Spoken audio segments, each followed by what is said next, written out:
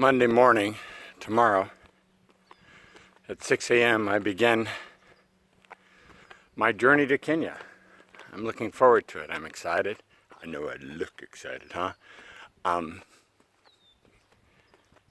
be flying up to Seattle, and I thought about it. My sister called me and said, she was telling me about the trip. She was telling me about, the only thing I know about this trip I'm going on is that I'm going to be speaking to a pastor's conference for a couple of days. Other than that, not so much. Not anything about the trip. But I don't know if you've ever gotten off at an airport and had your name called out. Debbie and I were speaking in Whistler, British Columbia one year, and we got off in Vancouver. We had never landed in Vancouver before, and we had no sooner walked across the terminal than over the speakers it said, Eric Denton, your ride is waiting for you at baggage claim. I'm thinking, I didn't know that. I assumed I needed to get a rental car. I had no idea. I got out there and there was a guy holding a little cardboard thing with my name on it. And I thought about our time spent in airports. When I was talking with my sister, she said, now Eric, the group's not meeting at Seattle on Monday until 1 o'clock. But your plane lands at like 8:45 or 9. So it doesn't make much sense for us to come back and forth. So do you mind just waiting there? I said, no, not at all. So I thought, well, tomorrow morning I'll have a half hour or hour at Ontario before I leave. And then I'll have the 2 hours on the airplane flying up to Seattle. Then I'll get off in the airport at Seattle and I'll have 3 hours all to myself. And so I immediately went into gear on, well, how should I spend this time? Should I buy a book? Should I read a new book? Should I go ahead and start planning what I'm going to speak on? And then I thought, it would be fun. I don't know what you've got planned for Monday morning, but if you're in the Seattle area, why not come on up and let's have a cup of coffee together?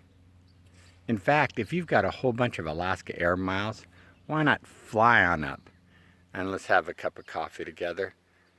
Or fly on out, or fly on down, and I'll get off the plane and it'll say, Eric Denton, you have someone waiting for you at Seattle's best, I don't like Seattle's best coffee, at whatever coffee shop you have, and we can have a cup of coffee, we can spend a couple hours together, and we can do it. Now that's one of the crazier things I've ever heard of anyone doing in my life.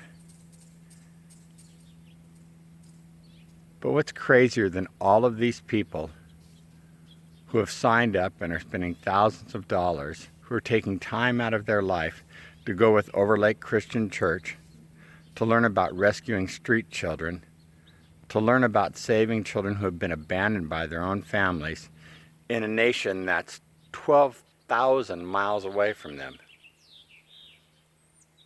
to learn about building hospitals in a country that's never had a hospital for cancer out in Eldoret, to learn about so many exciting things, and then to get their hands to work in a pastor's conference.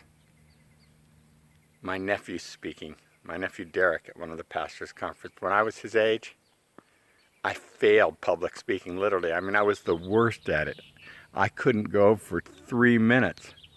And Derek's going to be help leading the pastor's conference, and I'm going to get to speak at the same conference with Derek. I can't imagine anything better. Life can be boring, humdrum, and routine, or you can take a risk. You can do something absolutely crazy and just mark out of your schedule, doggone it, you know what? I've got this time. I want to do that too. Ask the people who've been to Africa with us before. It's been 13 years since I've been to Kenya. It seems unbelievable to me when I think about it. 13 years. I've missed it so much.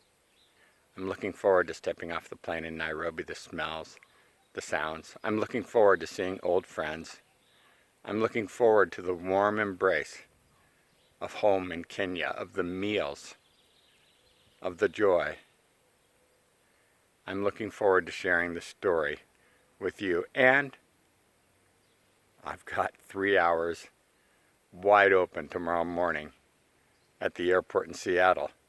I have no idea if there's some place you know about the airport in Seattle that I could run, or if you know about some place at the airport in Seattle where I should hang out, send me a note, contact me.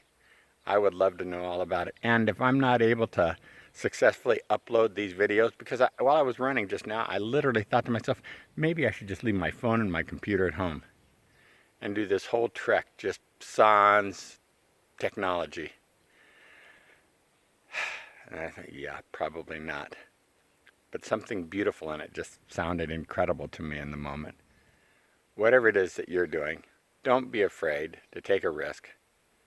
Whether it's to take off to Kenya, whether it's to take off to Asia, whether it's to take off on an insane helping trip down to Siempre para los Niños. I know people who have raised money for Sarah, Siempre para los Niños, child who graduated from high school now, to buy a house for her, and they're naming it University House, so that all the students that come up through the different orphanages across Baja can go to University House when they graduate from high school and they can live there. What an incredible vision, what an incredible ministry. You have the opportunity to do something amazing with your life that people will look at later on and they'll say, that's miraculous.